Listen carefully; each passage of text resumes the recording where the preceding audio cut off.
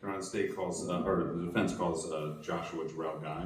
Mr. Guy, can you raise your right hand for me to the best of your ability? Do you solemnly swear or affirm that the testimony you give to the court on the matter now pending will be the truth, the whole truth, and nothing but the truth, so help you God? All right, is that green light on the microphone? Yes, ma'am. Okay, now, that's what we need, okay, what you just did, so that we can hear you, okay? Okay. Mr. Guy, can you please state your full, true, correct name for the record? Joshua Jarrell Guy. I want to take you back to October of 2023, all right? Can you tell the court what your living arrangements were back then? I paid $150 for a room that was pre-furnished. I would just be staying there for a temporary time until I was get a house that I had found. I had spoken with the landlord. The house was located on Pear Road in Austell, and I was pretty much stacking my money so that I can pay the 2 months rent up front and deposit fee and things. So I was only staying at the residence for part-time. Mr. Guy, if I, just to get some clarification, the address that you said, was that Pat Mill Road? Yes, sir. I'm sorry, was it Pat Mill or Pear Road? Pat Mill? Did you say Pat Mill or Pear Road? Oh, for the house that I was looking for, it was on Pear Road in Austell. Where were you living though where were you living, not the house that you were looking for? I was living currently in Atlanta, and then I moved to the address on Pat Mill for a closer direction to my job. Okay, and is that address 929 Pat Mill Road? Yes, Is that here in Cobb County? yes, And is that the home where he was paying the $150? yes. Okay. Thank you, Your Honor. Do you recall exactly how long you lived at 929 Pat Mill?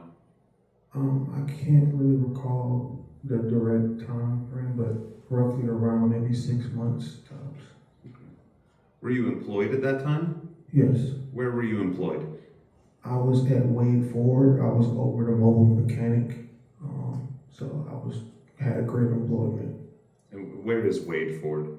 It's on Southcott Drive, roughly maybe 3 miles away from the house that Pat Mill. The reason why I moved there so I could be closer, didn't want to be late, things of those natures. So, if I heard you correctly on direct examination, you stated that you paid $150 per month to rent this room at 929 Pat Mill Road. Yes, And who was the landlord at the time of your residence there? Brian Veltrop. Okay. We just called him Brian. Had you met Mr. Veltrop before you moved in there? Yes, that's how I was able to know about the room that was available for rent. How did you meet Mr. Veltrop? He was at a local store unpacking something, and I helped him unload it, and conversation started, and he told me, hey, I rent rooms out, and I said, hey, I might be available, I might be interested in that, so I ended up taking him up on his offer at a later point, and I moved in because the price was very reasonable. Okay. Did you have a lease? There was pretty much a verbal agreement. There was no paperwork signing because of the low amount of rent. I think he didn't really mind just having a verbal agreement, and the fact that I had sustainable income and I was working. I think he took it very interested, and I paid him up front for my room. Can you now I want you to describe 929 Pat Mill Court to the judge. Is this a house or an apartment? It is a house. And where is it? What's the nearest major landmark? Dobbins Air Force Base. Dobbins Air Force Base? Yes, if I'm saying it. Ma'am, if you could just back off the microphone just a little bit, thank you. Sorry. All right, so it was near Dobbins Air Force Base? Yes, ma'am. How many rooms were at this house? Roughly about 4 rooms. Were they all occupied when you were living there? Yes. Who, to the best of your recollection, I know this is 2.5 years ago, who lived there at the time other than yourself? Me, Leonardo, Mr. The owner, of course, and Leonardo's sister, I believe. We're all occupants of the rooms. Okay. And did everyone rent their own room? Yes. Can you describe the part of the home you rented? The part of the house that I rented, it was pre-furnished and had its own bathroom available. It wasn't open for public use, it was just from my room. I had altogether, I think 4 doors. One door led to the back door. Another door led to the conjoinant of the room, the master bedroom, which was Brian's, but it stayed closed for privacy reasons and under the circumstances I was staying in there. There was another door that was adjoining for a hallway towards the kitchen that could close, and then there's another door that led to the garage that I had a key to that it could lock.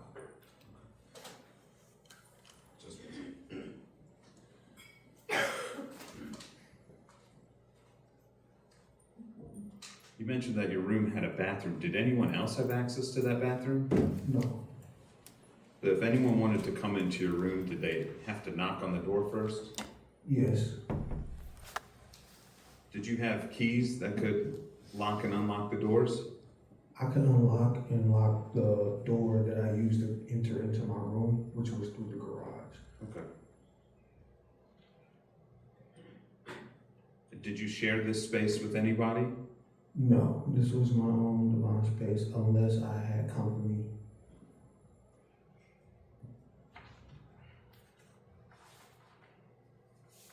Can you describe the layout of the room? You said it was pre-furnished. Was there a bed, a couch, things like that? There was a mattress and I don't know how to put it in perspective. In a studio apartment, you would have like curtains that would like branch off for different rooms or something of that nature. So there was a curtain that would kind of branch off or keep privacy for the bedding area. And then there was 2 couches, my TV, my Xbox, PS5, things of that nature. Upon walking past the couches is my bathroom and a closet.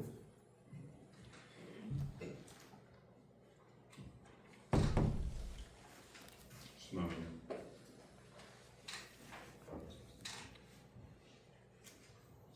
Your Honor, by stipulation, the defendant moves to admit defendant's exhibits 2 through 10. Any objection? No objection, Judge. All right, defendants 2 through 10 are admitted without objection.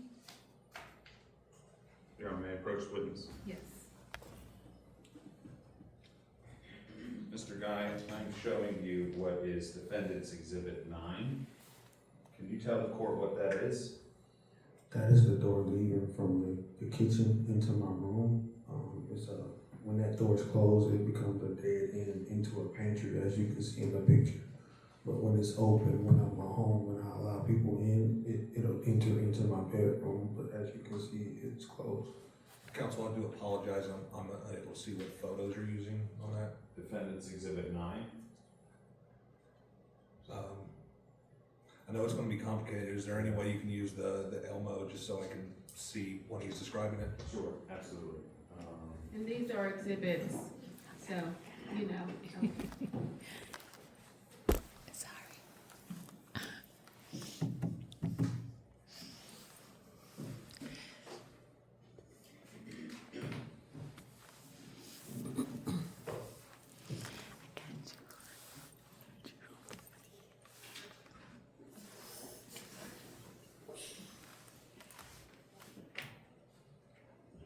I guess permission to publish, Your Honor. Yes, you may publish.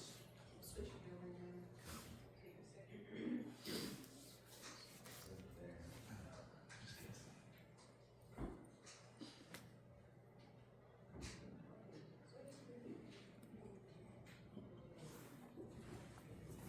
Mr. Guy, let's do this again. I'm showing you what's marked as Defendant's Exhibit 9. Can you describe to the court what that is? That is the door leading into my bedroom, but when it's closed, it becomes a dead end into the pantry that you can currently see. And unless I'm there when it's open, you're allowed to enter, but as you can see, it's closed. So on the other side of that door is your bedroom. Yes.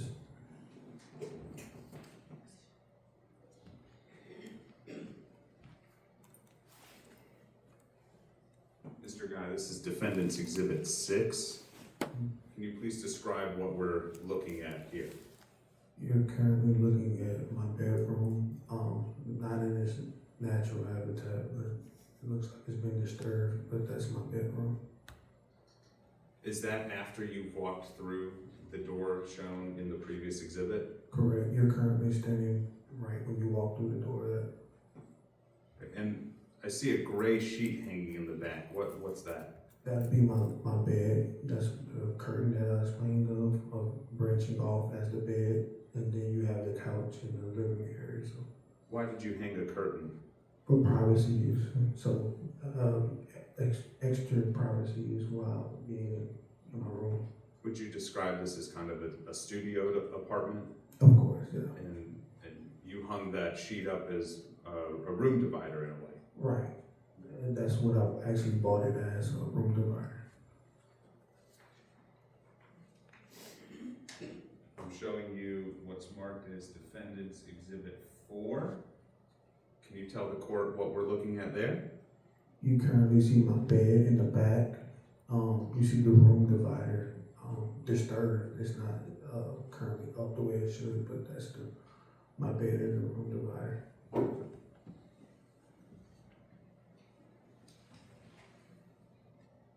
I'm showing you what's marked as Defendant's Exhibit 5. What are we looking at here? You're still currently in my room. That is, if you have your back to my bed, you're looking at the back door, the bathroom door, which you can see in the back that's open, and the door that on the other side of that china cabinet is the door that we just exhibited when you would come in from the pantry. So that gray 6-panel door back there, that leads to the bathroom. Yes, that's the bathroom. That's my private bathroom. And you can't, it's hard to see, but to the right of that appears to be another door. Where does that door go? That is the backyard where the dogs are. Okay. That's an exterior door. Sorry, I just wanna make Oh. sure I get it. Absolutely. Is that over in the corner there, the second door? Yes, I'm referring Yes. to this door right there. Okay.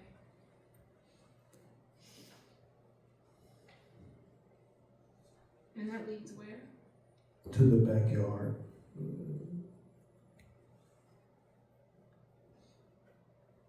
It's a closer up version. I'm showing you what's marked as Defendant's Exhibit 8. You can see what are we looking at here? What is this? This is my living quarters. Pretty much that's my couch and my table facing towards my TV. Off to the right hand side is where my bed you just seen. And did Mr. Veltrop provide this furniture to you when you moved in? Yes.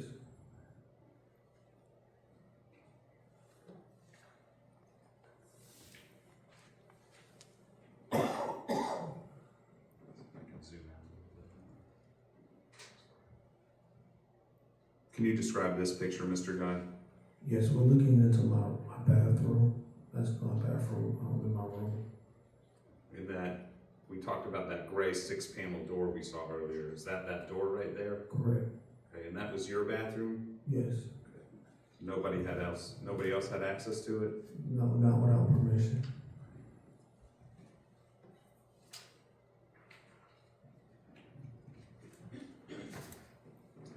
And is the rest of the house a pretty standard house with bedrooms and a kitchen, things like that? Yes.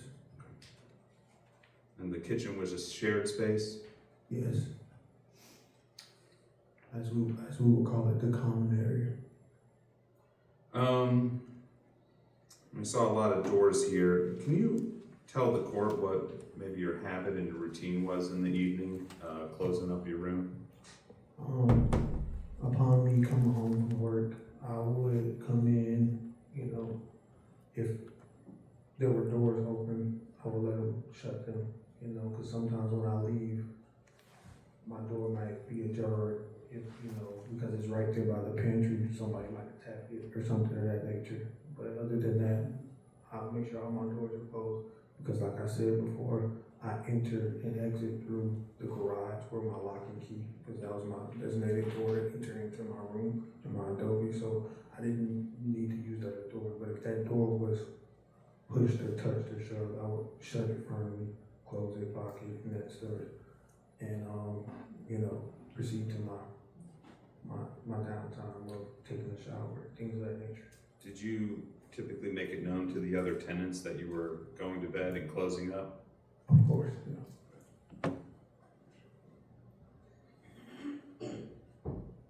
All right, I want to talk about October 13th and 14th of 2023, okay? Do you recall if you went to work on the date of October 13th, 2023? Yes, I did. What time do you usually get up and go to work? Around like 6:30, 6:45.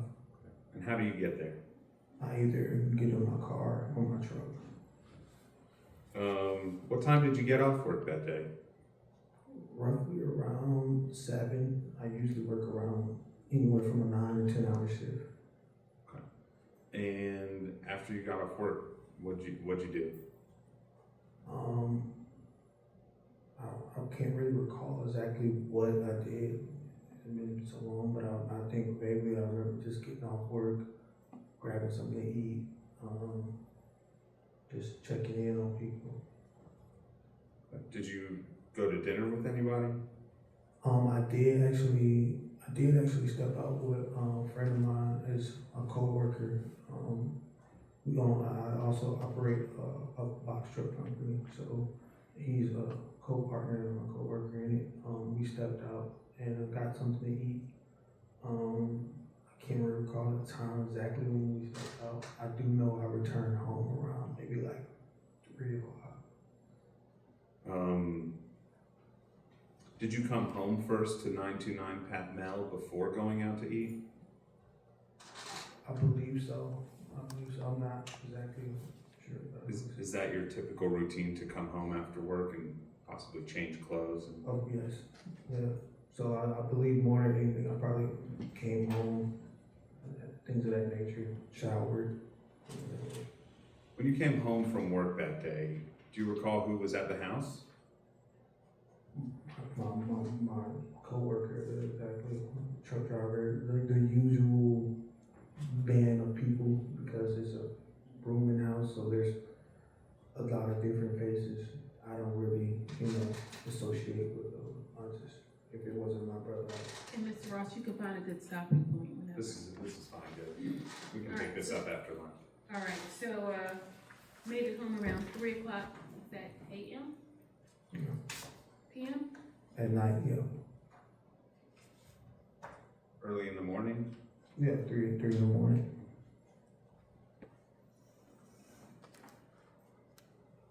I'm okay breaking right here, Judge. All right. Let's go ahead and break for lunch. We'll take an hour and come back at 2.